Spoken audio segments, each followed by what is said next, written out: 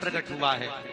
सौभाग्यवती नारियां अखंड सौभाग्य के लिए बट सावित्री का व्रत आप लोग करते होंगे, कई लोग अखंड सौभाग्य के लिए करेंगे, क्योंकि इस बट के पेड़ के नीचे भगवान विष्णु शंकर जी से विनती करे थे वर के लिए, इसलिए अखंड सौभाग्य का देने वाला। जिसका प्रॉपर्टी का झगड़ा चल रहा हो, अदालत में कोई केस चल रहा हो, किसी भी चीज का केस, अदालत में अगर किसी भी चीज की अगर केस चल रहा है, तो बड़ के पत्ते के ऊपर बालू मिट्टी का शिवलिंग बना, बालू रेत का, बड़ के पेड़ के नीचे ही उसकी पूजन करें,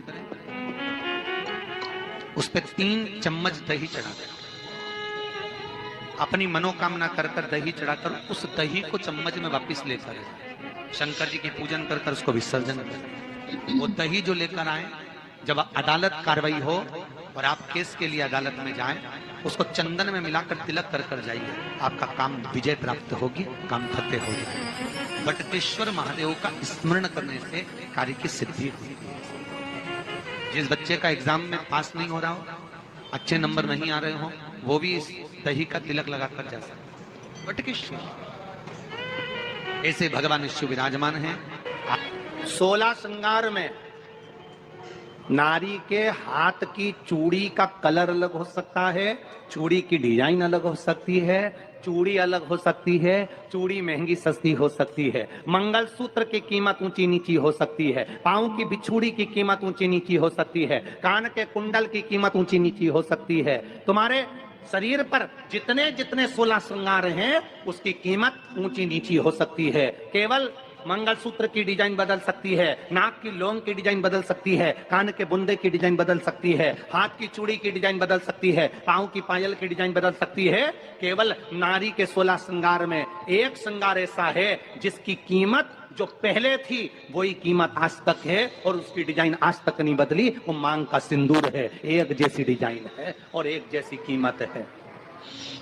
सारे श्रृंगार की कीमत अलग, पर मांग में जो सिंदूर डाला जाता है वो एक कीमत का होता है, एक डिजाइन का होता है और एक जैसा होता है, और वो सबसे भारी होता है। सावित्री यमराज से कह रही है मेरे पति को छोड़ दो। यमराज कह रहा है सावित्री तेरा पति मर चुका है, मांग के सिंदूर को पोंछ दे। सावित्री कहती है पूरा श्रृंगार उतार दूंगी पर मांग का सिंदूर नहीं पूछने दूंगी। तब यमराज ने कहा जब तक तू मेरे मांग का अपनी मांग का सिंदूर नहीं उतारती तब तक तू मेरे पास नहीं आ सकती।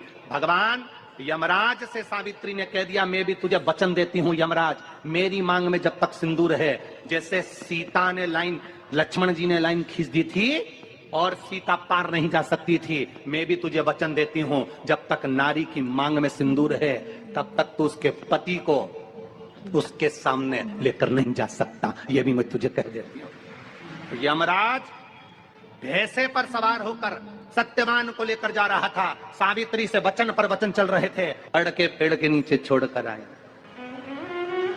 क्या पर वचन चल रहे थे, अड़ के पेड़ के नीचे छोड़कर आए।